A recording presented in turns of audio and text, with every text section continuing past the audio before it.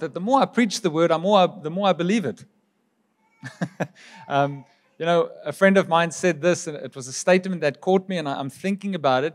He says that you and I as Christ followers, we don't believe our way into acting, we act our way into believing.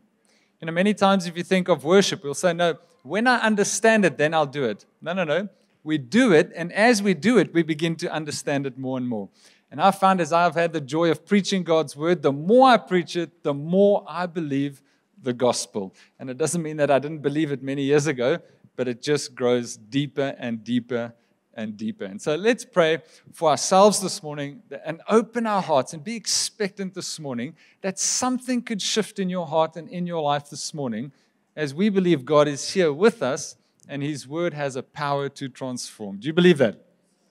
So let's pray. Open-hearted, Lord, thank you for the church. Thank you, God, for the people of God. Thank you for the grace of God. Thank you, Lord, that of all the places we could be this morning, you have us for an hour here together. It's not by chance. It's by divine appointment. And so, Lord, we're praying, may your kingdom come. May your will be done in us this morning, Father God. Touch our hearts. Energize us. Refresh us. Lead us. Speak to us. Challenge us today, we pray.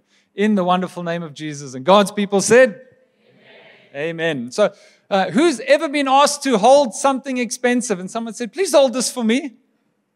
And you went, okay, my brother's a photographer and I know he's got a very nice camera. And I think there were times that I got to hold his camera and it's like, can I hold this camera?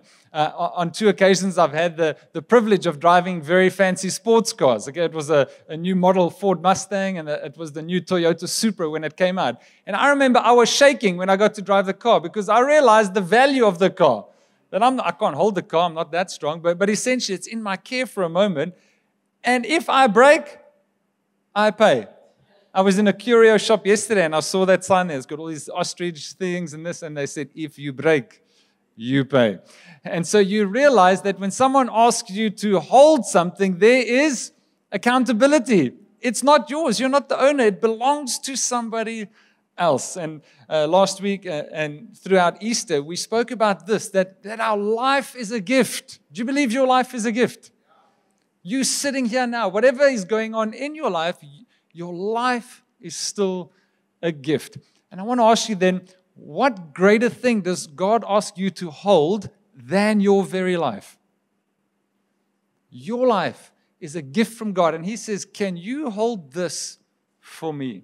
This will all make sense as we go along. The Bible makes it clear. Psalm 24 verse 1. The earth is whose? The earth is the Lord's. And everything in it.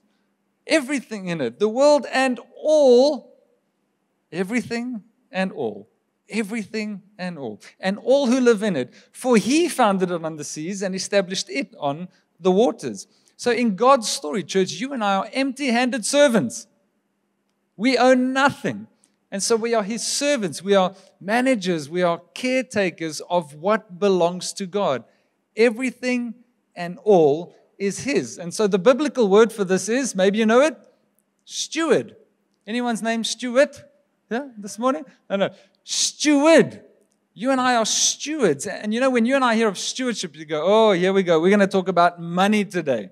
Because we limit stewardship to how we handle our money. And that's not true. Stewardship has got to do with everything. Listen to the God-given mandate we find in Genesis. And this applies to us today still. It says, so God created man in His own image. And in the image of God, He created them. Male and female, He created them. And God blessed them. And God said to them, here's the mandate. Be fruitful and multiply and fill the earth and subdue it. Important words. Subdue it and have dominion. Other scriptures would say, or other translations say, and rule over it. Subdue it. Have dominion over the fish of the sea and over the birds of the heavens and over every living thing that moves on the earth. Psalm 8 reiterates this, and it says, you have made them, us, mankind, a little lower than the angels and have crowned them with glory and honor. That's your life.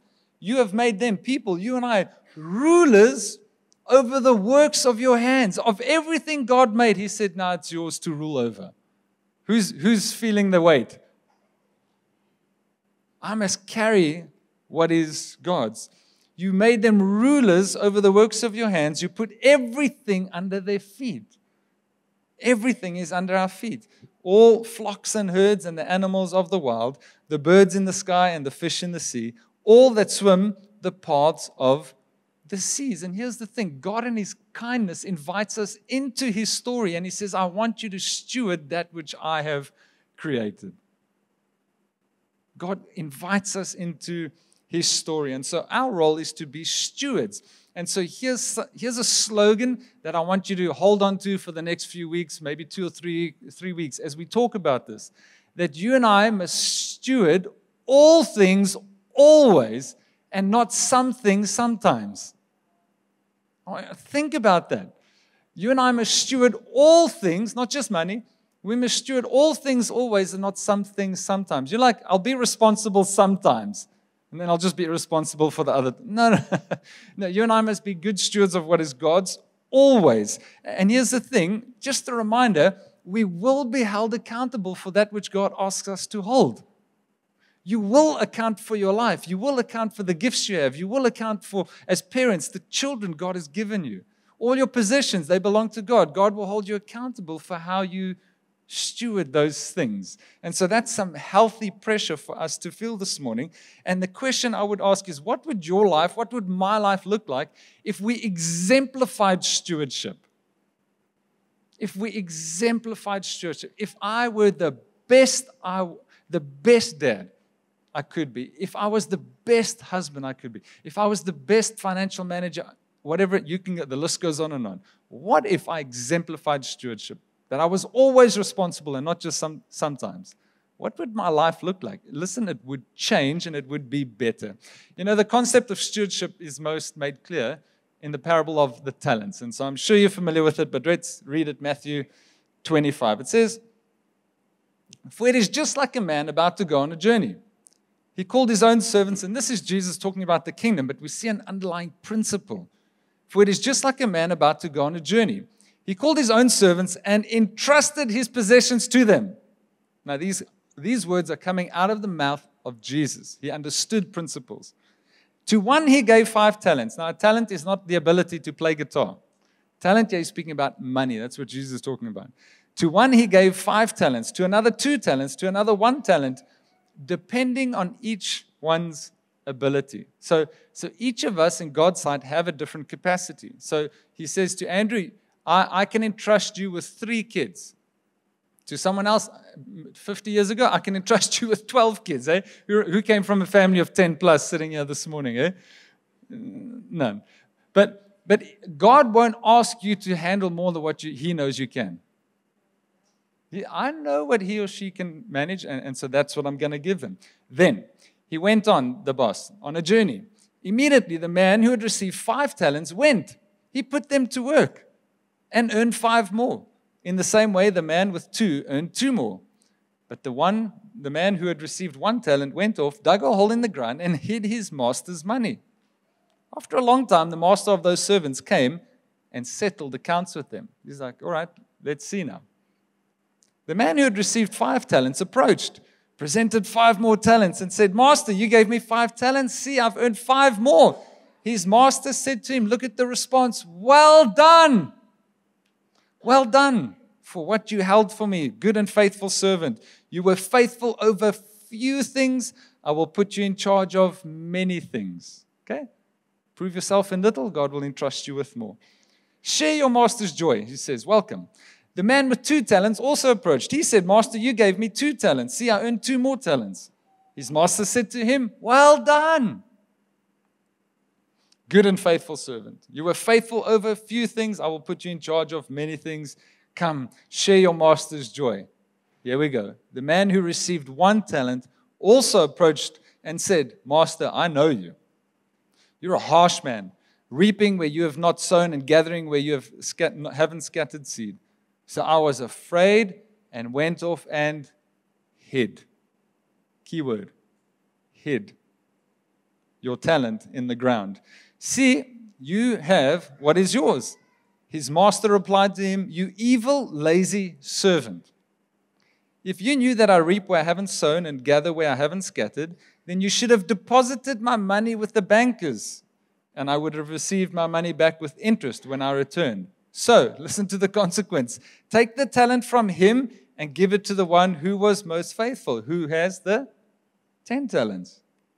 For to everyone who has, more will be given, and he will have more than enough. But from the one who does not have, even what he has will be taken away from him. And throw this good-for-nothing servant into the outer darkness, where there will be weeping and gnashing of teeth. Okay, this man gets dealt with for his lack of faithfulness, of not holding well what his master asked him to hold for him. The other two said, we're going to take what he has given us, and we're going to put it to work. And this one with the one talent, what he called faithful, God called wicked.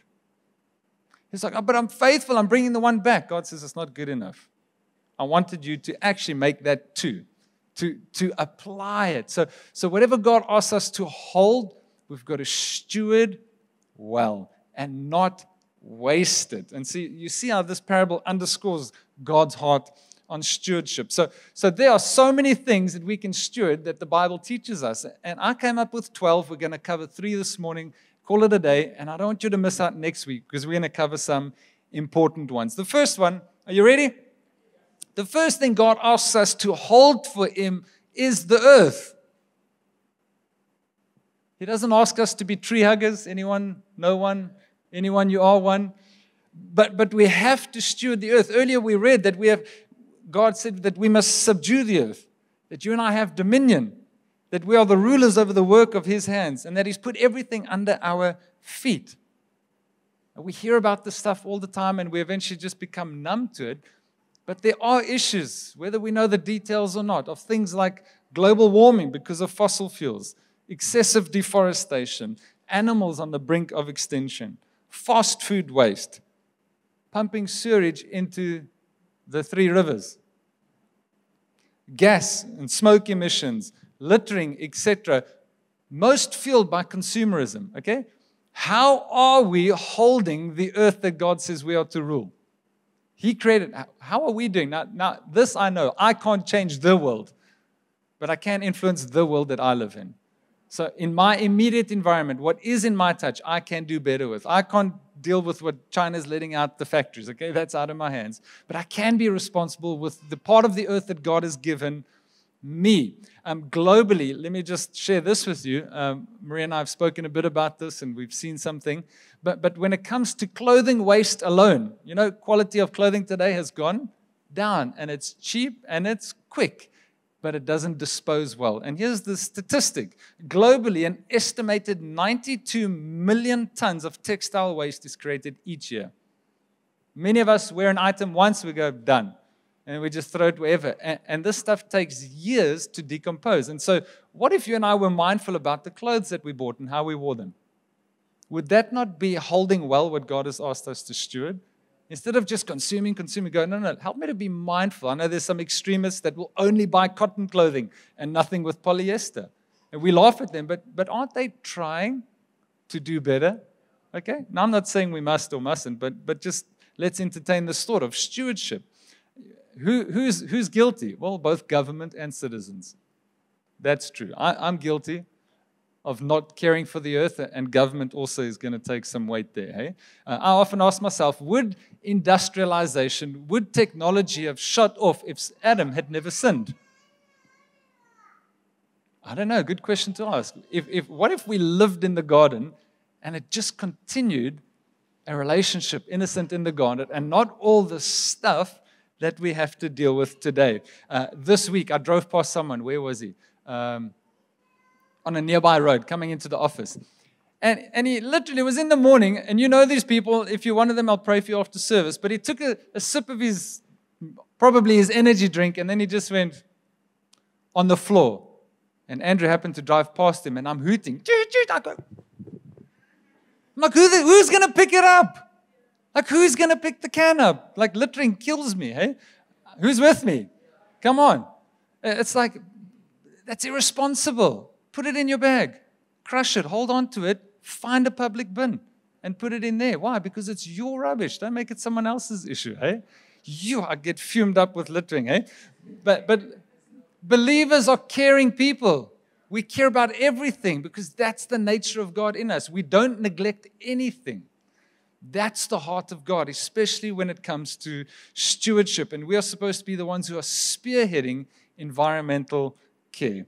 And as I said, we can't change the world, but we can change our immediate world. And I want you to maybe live a life of saying, the earth is my garden. The earth is my garden. The earth is my garden, okay? The second thing, let's speak about the obvious one, money. Say money.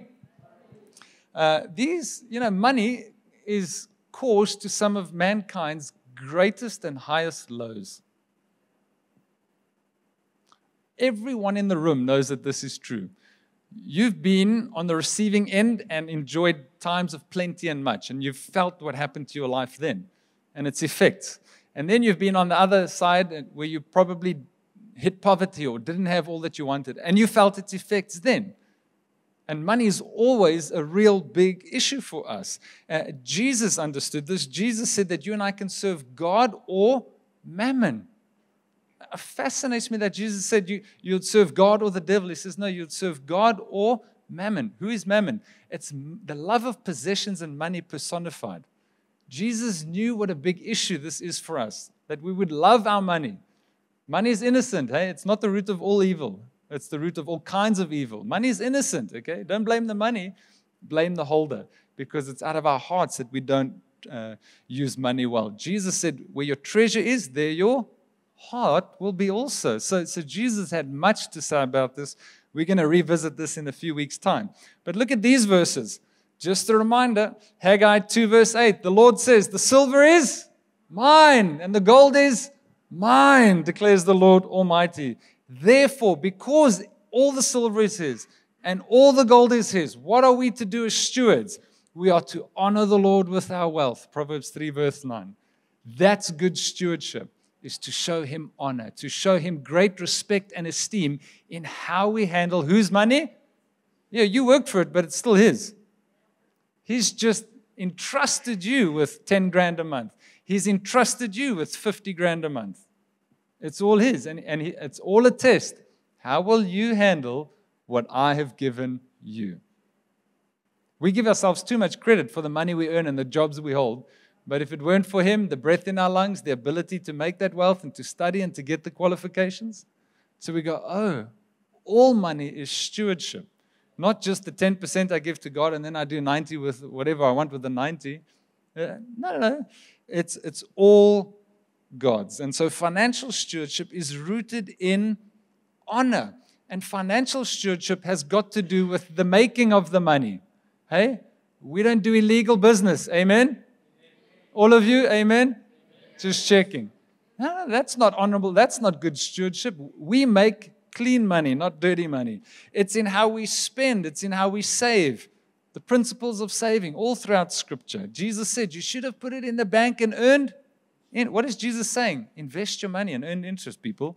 Okay? Don't put your money under the bed. Put it in the bank. It's in how we share. And it's what we give to the work of God. And you know this, I want to say this. Last year, this year, our theme has been to build strong. Do you know that in order to build strong, every church needs finances? You're like, oh, yes. You know, Ecclesiastes says money is the answer to everything. All right? Who enjoys air cons? Okay, we enjoy air cons. 25,000 Rand replacement a week ago. Okay, money is the answer to everything. Okay, that one broke. It's a 7,000 repair. It's on its way. Money makes the world go round and round. And so as a church, thank you for your continuous support and don't back down on that. It is important that we continue to invest in good soil and into the local church. But here's something I want to plant in your mind. When it comes to stewarding money, you've got to be asking yourself questions all day, every day. That's how you become a better financial steward. So you could ask yourselves questions like this. You're in Truworths, you look at the shoes and you go, instead of you pray and you go, Lord, do you approve of this purchase? Can I afford this now? Is this good now or not? I see some smiles in the room. Ask yourself, is this a good purchase? Why? Because it's not your money. It's the Lord's money. And it's not to say you can't enjoy your money. Please, I'm first to say, work hard, play hard. Enjoy your money. Hey? But you've got to say, am I being irresponsible with this purchase? And ask yourself always, am I being generous or am I being greedy right now in the moment? Because if it's not my money, why am I holding on to what's not mine? Shouldn't I? Shouldn't I share it? Hey? You could ask yourself, is God first in my heart and on my bank statement? I love Jesus. Yeah, but do you? Because where your treasure is, there your heart will be. Also, someone said, I want to know if God's first in your life, if I can see your bank statement. How you're spending your money will tell me who's first in your life. Hey? Come on, these are good questions to be asking ourselves. Hey? Why? Because where our treasure is, there our heart will be also. So we've got to steward money because it is the Lord's. That verse in Haggai, the silver is mine and the gold is mine. Remember, we are not, in God's story, we're empty-handed servants, managers, caretakers of what belongs to Him. Third thing is you and I need to steward our bodies. We need to steward our bodies. Who's still remaining faithful to their New Year's resolutions? Someone at the back. There we go. There was 2 hands at least. Here's something I want you to think about. Sometimes we think surface level. Our bodies matter. How do we know that? Because God became a man. There's something in that. Jesus became flesh. So what does He do? He puts value on the body. If the body was not important to Jesus, He would have just appeared as a spirit being or an angel. No, but He took on flesh. So it puts value on our bodies. We are not like the Greek philosophers, like Plato. He was one of them. They believed in the concept of dualism, where body and spirit is separated and they're two things. And Plato, I think, believed that how did he put it? I wrote it here. He considered that the flesh was a prison for the soul. So the spirit was supposed to enjoy life, but it was trapped up in this body. Not a chance. Is this not a gift from God? And we are to steward that. And so regardless of your race, your size, your build, your eye color, you were formed by God and for God. Your body is a gift that you've got to give back to God in service to Him. Here's something most of us know. 1 Corinthians 6, Paul speaks and he says this, and actually, by the way, his context here, I believe, is sexual immorality. He says this, do you not know that your bodies are the temples of the Holy Spirit? What is he saying? Your body is the new church. Your body is the new temple. Your body is the new tabernacle. It is the new dwelling of God. Your body houses the person and presence of God. Get your head around that. I can't. I took a walk this week. I'm like, how am I carrying God right now? Well, it's a mystery, but it's true. That as a believer, filled with God's Spirit, I house the person and presence of God. That puts incredible value on my body, on my flesh. And I must say, God, am I doing well with this? So do you not know that your bodies are the temples of the Holy Spirit, who is in you, whom you have received from God? There's the truth. Here's the thing. You are not your own. Your body is not yours. You were bought at a price. What's that price? The blood of Jesus. That then the scriptures say, therefore, honor God with your bodies. Honor Him with your finances. Proverbs 3 verse 9, 1 Corinthians 6, honor Him with your bodies. How do I esteem God with this flesh? I don't do with it what I please. I must say, God, is this good for my body? I had someone pointed out, they said, so many people are like, fast food and you can't eat fast food. And none of that, it was a tattoo discussion. They said, for someone who gets tattoos, they destroy the body, this and that, and we can argue this till Jesus comes. But someone said, maybe you think tattooing is destroying your body, but what about eating McDonald's 7 days a week? Okay, well, you see, we could argue this thing, but at the point at the end of the day is, are we caring for our bodies? You know what makes stewarding these bodies difficult? You know the answer. What makes stewarding this body difficult is pleasure.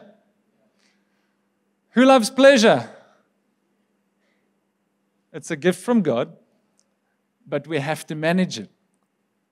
We have to manage it. Think about these pleasures, a hot shower. Winter's coming. In summer, you shower 2 minutes, you want to get out of there. In winter, it's 20 minutes. You're like, can I just stay 2 more minutes? Why? Because the flesh is talking. The flesh, I love the hot shower. Think about a cold pool when it's hot. And you just go, oh, it feels good, eh? Sex, chocolate, alcohol. Are these good things? Amen, they are. They are from God. They are there. Our bodies enjoy them. They feel awesome. They taste amazing. But here's the danger. Excessive pleasure leads to spiritual numbness and eventually death. If I have too much of it, it will master me. That's why the scriptures say, Paul spoke to the church and he said, crucify your flesh. You have to manage this body because it's going to get the better of you. It's going to want all of that too often. And you're going to have to say, no. All right? Some of us who've been on the journey, we used to have 3 sugars in our coffee. And then we go, no, I'm on 1. And you go, well, that's a good decision. You're crucifying the flesh. You're saying, I'm not going to give you what you want. And we slow down on these things. And so, listen to this. This is the truth. Your body is the only vehicle you have to serve God with. What else other than your body are you going to serve God with? So Ephesians 2:10, you were created in the image of God with plans long before that God knew of and that you were supposed to fulfill. Okay? God had a destiny in mind for you. What if through bad stewardship of your flesh, through unhealthy habits, you cut that short? And God said, I actually had 40 years extra for you, but you chose to steward this thing wrong. And you could have maybe cut yourself short on some of the plans of God. So think about it. You can only serve God as long as this body is moving. So what does it mean? Well, I have to take better care so that I can serve God till I'm 80 and take my dying breath. Not crawl to 50 and go, yeah, Lord, I wish I had more for you, but sorry, I just, Come on, so all my smokers in the room, you don't have to put your hands up. Come on, it's time to stop, eh? Amen? Come on, we'll support you, we'll help you. And it's not only the smokers, I was there, so I can talk. I stopped smoking after 9 years. All of us have things where we know, hey, come on. The flesh is talking too loud, and we have to manage it before it causes spiritual numbness or spiritual death. 1 Timothy 4 verse 8 says, physical training is good. It is good. What is it saying? Exercise. Take care of your body. Eat, sleep, play, rest, all those things. You can't just work and work and work. No, you have to stop. You have to nurture this body. For it says, but training for godliness is much better, promising benefits in this life and in the life to come. So who's got some health goals this year? I don't want to know what they are. Just tell me you've got one. Even if it's small. Okay? Well done. I've got a small, some of you know I enjoy running, and I've stretched myself. I thought my goal for this year is I want to, in 2025, run 1,000 kilometers over 12 months. That's my goal. It's achievable for me. It's going to be a stretch because of winter, but I want to run just 1,000 kilometers in 2025. So far, I'm doing okay. I know many will do better than me, but that's mine. I believe it's achievable for me. And so think for yourself, what could you do just a little bit better to take care of this body?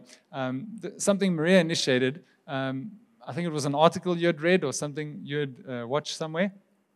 Someone pointed out, they said, why does every church event have to be unhealthy? Why is it that churches always sell rubbish food? Why do we eat donuts at 8 in the morning? Hey? I love it. I don't always take them, but I enjoy them. And so Maria said, no, we've got to shift that because what? We're people that care. And so we can better help steward the congregation by selling healthier snacks. And so you've seen, we've started introducing health snacks. There's nuts, there's dried fruit, there's other alternatives to say, for those who want to go, I can do a little bit better. We've made that available. So it's small steps in the right direction. I wish she was here today, but she's away. And I'm sure next week I'm going to have her up on stage so you can see. And she'll share some of her story with us as well. But for those of you who know Natalie Sandman in our church, she serves on the welcome team, blonde hair, short, little daughter Valerie and her husband Stephen.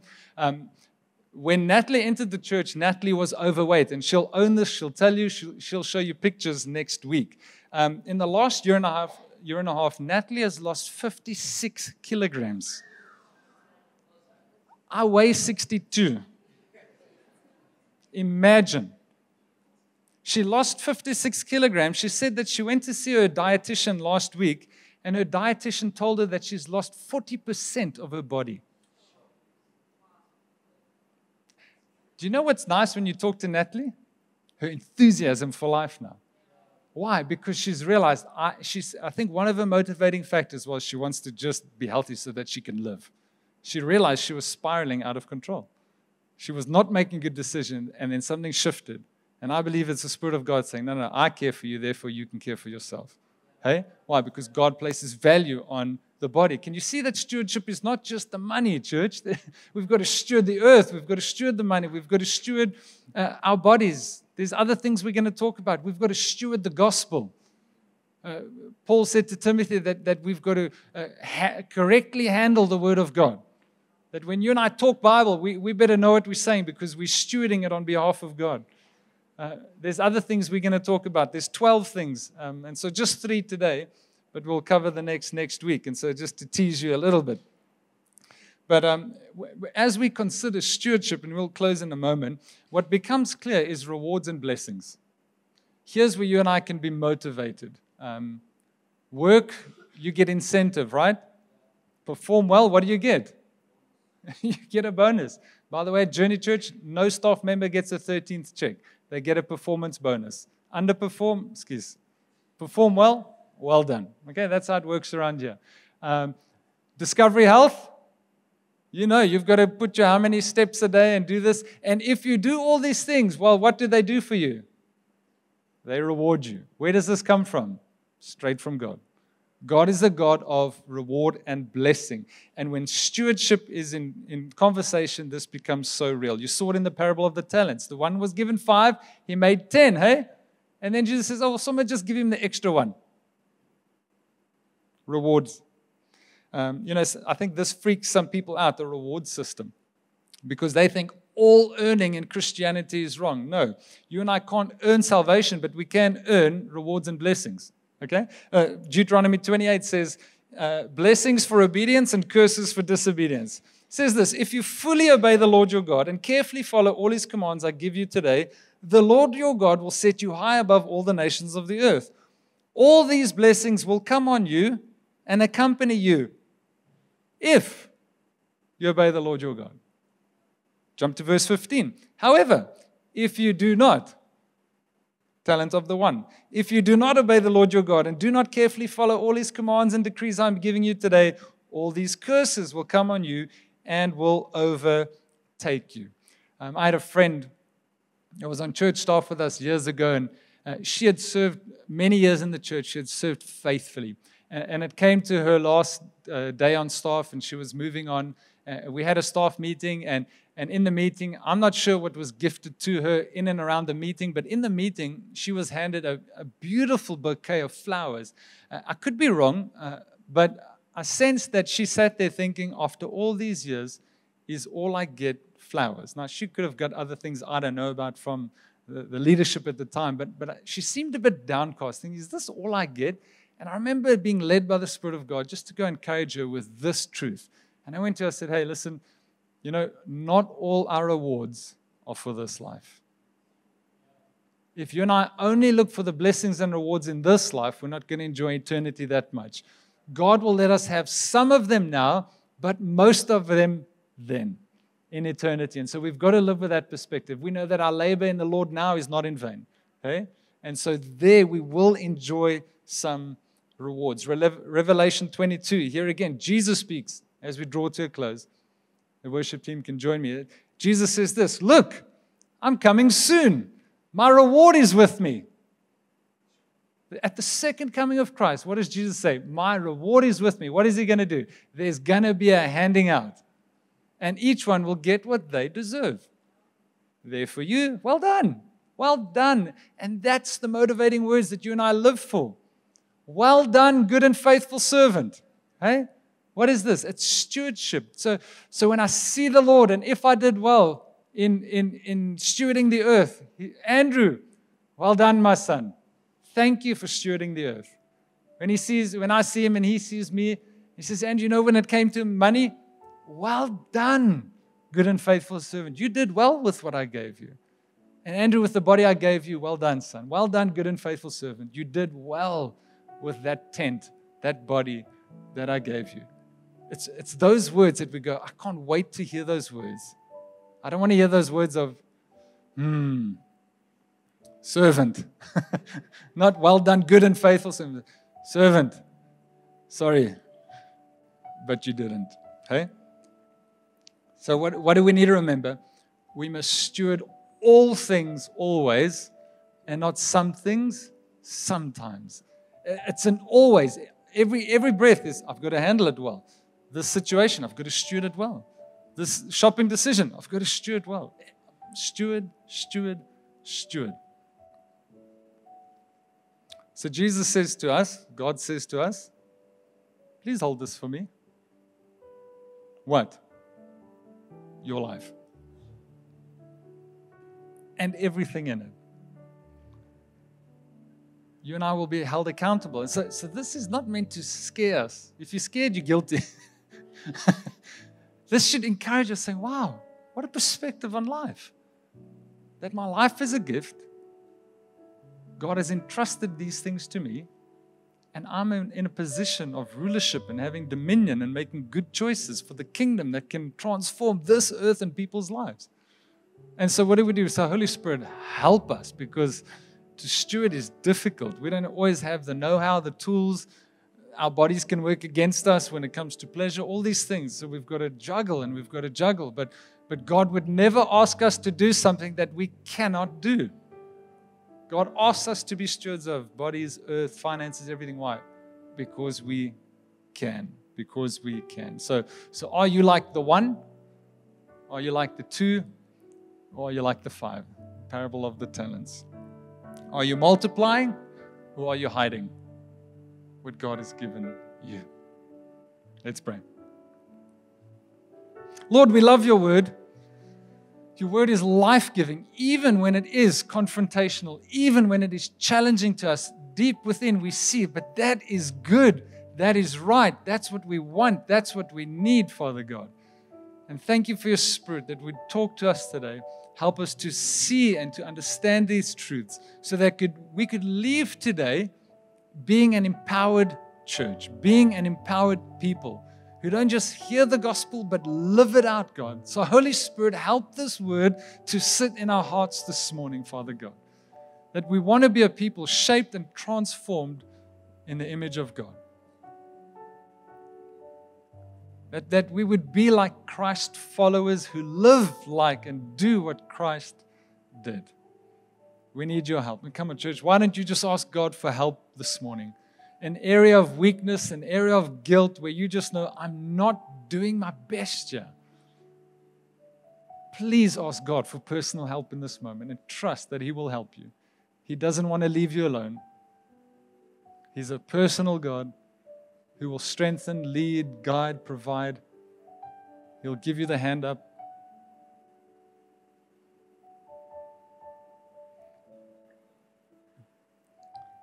Thank you, Lord, that you hear our prayers. Thank you that you see our hearts this morning, Father God. We praise you in Jesus' name. Come on, we said, amen and amen.